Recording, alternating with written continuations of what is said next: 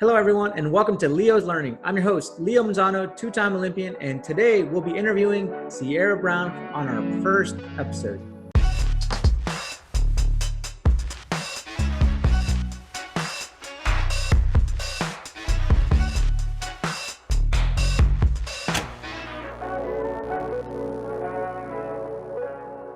Welcome again to Leo's Learnings, where we provide training tips for you and fun challenges for guests. Today, we are joined by Sierra Brown during these unprecedented times where we face a global pandemic and social unrest.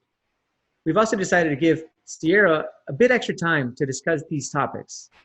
My interview now with Sierra Brown.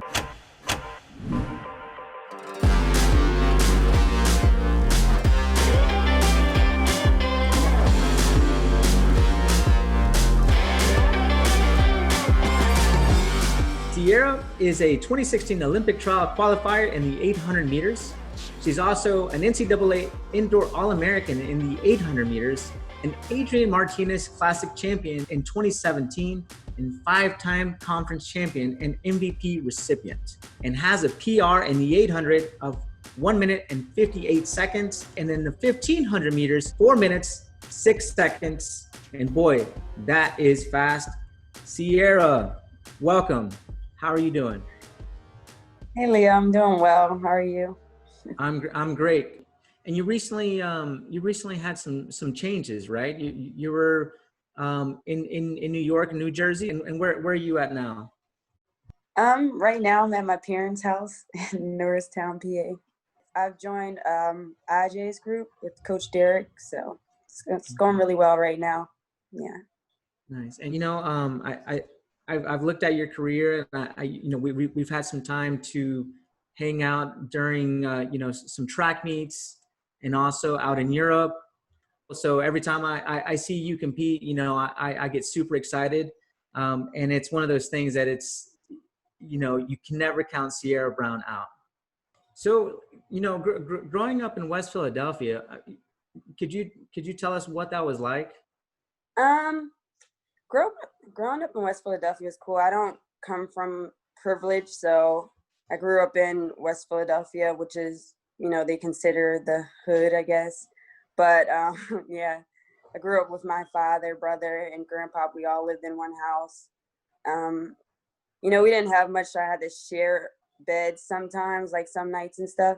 So, growing up there and coming from not having a lot made me the person I am today. That's why I'm so driven, and because I'm going after things that I didn't have growing up and just trying to make a better life for my family. So yeah, I think finding track was really great for me because it gives me that platform to show, everything that I've been through. So, as you're getting ready mentally and you're preparing for your race, and you just mentioned that, there's a lot of pain and suffering, who do you run for when you're out there? My family. I run for myself, of course, but my family comes first.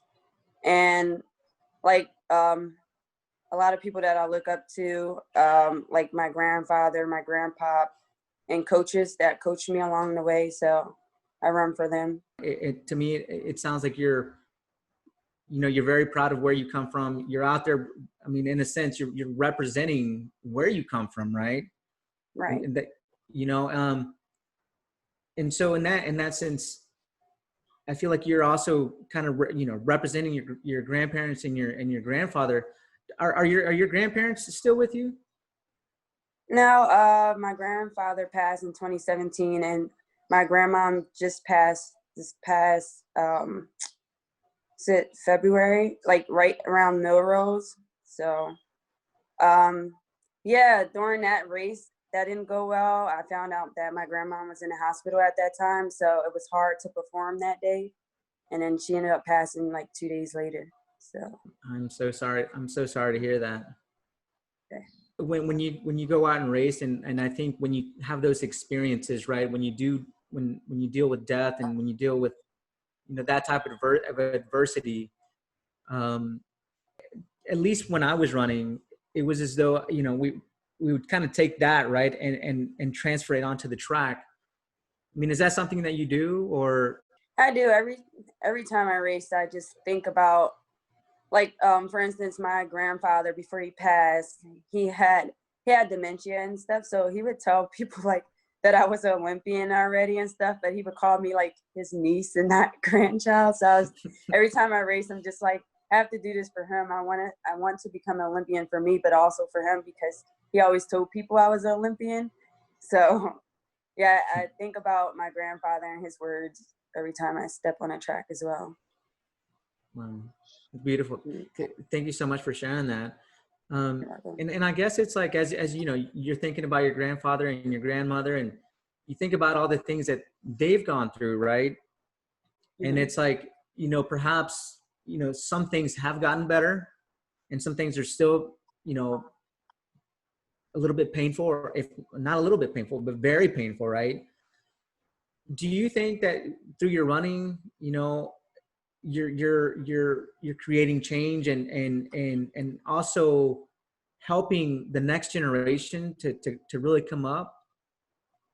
I mean, I want to believe I'm creating change, but I feel like I don't really think things have changed, honestly. My grandfather was a cop as well, and he used to tell us how his partner, they were racist and how they used to beat on other people, and he would tell them, like, you know, stop doing that. But, you know, as a black cop back in the day, you didn't have so much say-so.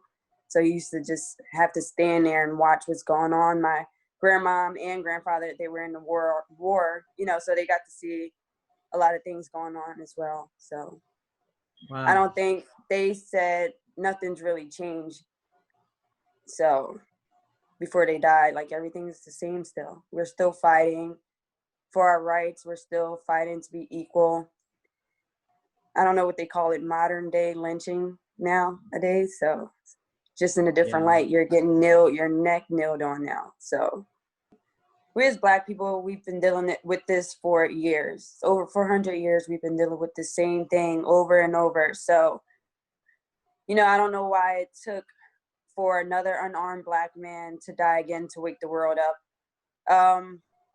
It's really sad. Like, we've been protesting for years. We've been trying to convince people that we are equal, just like them. And it's 2020 now. Like, why do we have to keep fighting for this? Like, I just wish, you know, people would see us for who we are and not the color of our skin. I mean, being a woman and Black and having tattoos, a lot of people put me in one category. They think, like, you know, oh, she's a thug or she's this and that. And that's not the case. It's just, I'm a woman and I'm allowed to have tattoos and I'm allowed, and I can be Black. That doesn't mean you have to put me in, you know, judge me or put me in some type of category. So, I mean, I want to change the world, but I'm going to need everyone to join me in order to change the world. Absolutely, absolutely, Sarah. You know, and I look at you, and I look at an incredible role model. I'm sure that you have potentially other younger Sierras that are looking up to you. You know, Yes. it's incredible, and thank you so much for sharing the story of your grandfather, your grandparents. You know, they're veterans. They're also police officers. You know, and you know, you're an incredible athlete, right? And you're on this road to the Olympics. What do you say to somebody that potentially doesn't view everything that you've done, or that has a contradictory I guess view of what, you know, what is happening, you know? And I'm so sorry that this is kind of a very intense conversation, but what do you say to them? Try to be more understanding. Understand before you speak or judge. Listen as well. Like basically, my last thing to say is just, I want people to come out and walk with us, like, talk with us and understand what we've been through, and instead of judging us, you know. And I like that I've been seeing around the world a lot of people from different races coming together, because I think, you know, I think we all are tired. You know, their ancestors may have done wrong, but I think the up and coming generation are trying to change that. So they're trying their best too as well. And I like seeing that.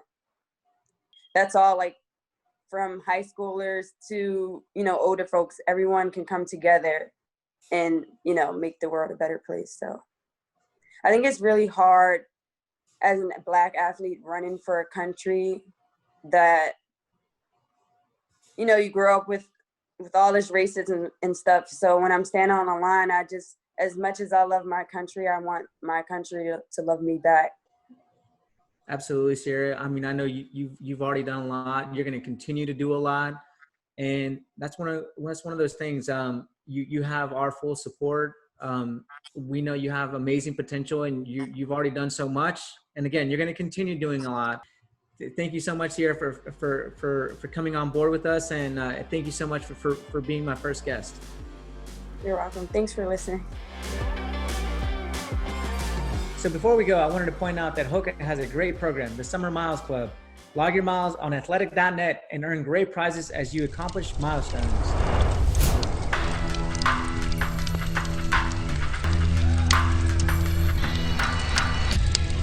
And when you hit 100 miles, you'll earn this hat. And now I'm passing it off to a couple HOKA athletes you may recognize.